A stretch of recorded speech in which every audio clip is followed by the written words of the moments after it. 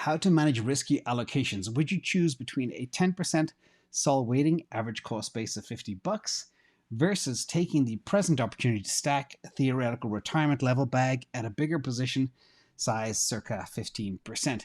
So I know exactly where you're coming from, and this is part of the problem. And I did mention this a few months ago, and this is the whole sunk cost fallacy. You should not let what happened in the past influence your decisions. Let me blow this up so you can see the interesting thing here. Sunk costs are costs that have already been incurred. Ignoring sunk costs is crucial not to do in trading, because not selling as not wanting to lose money is a sunk cost fallacy. And sunk cost fallacy is a cognitive bias that considers the past costs, which are irrelevant as we go forward into the future. So always look at current information, always look at kind of your belief, your plan, your risk tolerance, and work to that. That's why we're going to spend a lot of time today talking about planning, and why I put together things like whole coiner status, retire on series to help you plan. And that is 80% of the battle. Mr. Mike, I see you out there. Thank you, boss. First of all, allocations of what you do depends on so many factors.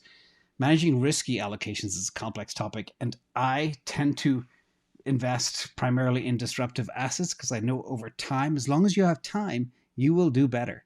But there is no one size fits all, I'm afraid. But there are some general principles that I want you to remember. One is diversify, but not too much. So let me zoom out here for a second. Diversification is important, but my idea of diversification is in 3 pillars: real estate, crypto, disruptive stocks. That's it. And even within those, I have heavy concentrations in each. So for example, 99.8% of my crypto is in 3 things. Equities, 98% of my crypto or my equities is in 5 things. So I allocate heavy concentrations into very few assets, but I diversify by having real estate, crypto, and equity. So if one vertical blows up, I'm okay.